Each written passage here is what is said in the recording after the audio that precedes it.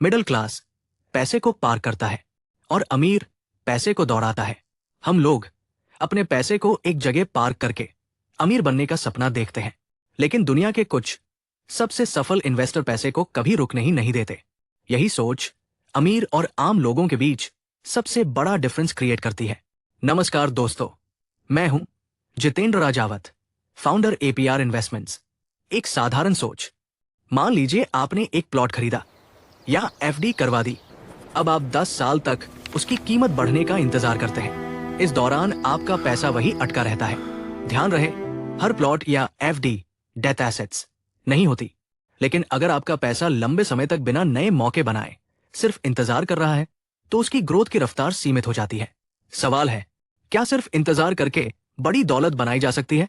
अब समझिए अलग सोच। 1, अच्छा एसेट खरीदिए। 2, समय के साथ उसकी वैल्यू बढ़ने दीजिए। 3, उसे बेचने की बजाय जरूरत और क्षमता हो तो उसी एसेट के आधार पर बैंक से लोन लीजिए।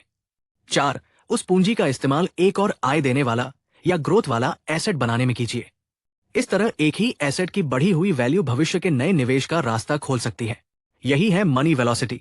आपका 1 रुपया एक ही समय पर 3 अलग अलग जगह आपके लिए काम कर रहा है।